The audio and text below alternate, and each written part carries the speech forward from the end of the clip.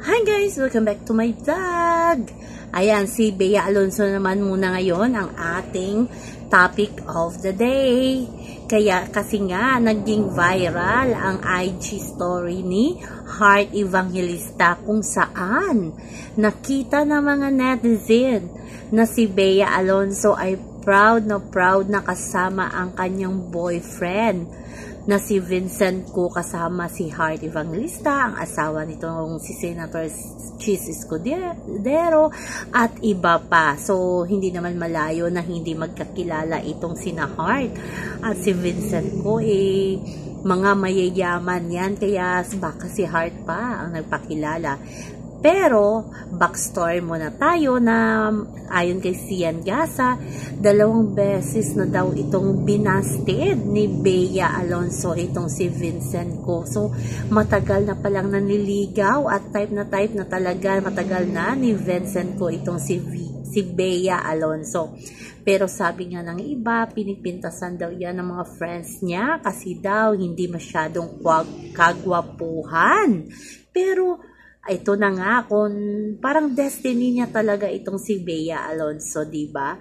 Kasi nga ngayon niya pang third, hindi na binasted. Proud na si Miss B na ipakilala ito sa kanyang mga malalapit na kaibigan. Kung alam naman natin na si Heart at si Bea ay sobrang close na ngayon.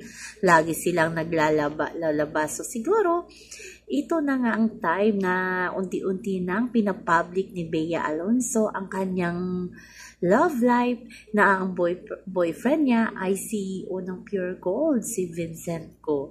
So masayang-masaya naman ang mga fans ni Bea na sana ito na raw ang dawa ni Bea Alonso. Kung maalala natin, nung silang dalawa ni Dominic, sinabi din natin na sana si Dominic na ang dawan kasi nga nag-engage na. Ikakasal na silang dalawa ni Bea, pero hindi naman pala, hindi talaga sila meant to be. Pero okay lang yan kasi si Dominic ay unang naglantad na happy na siya sa kanyang love life ngayon with So Ramirez. So si Bea okay na okay din.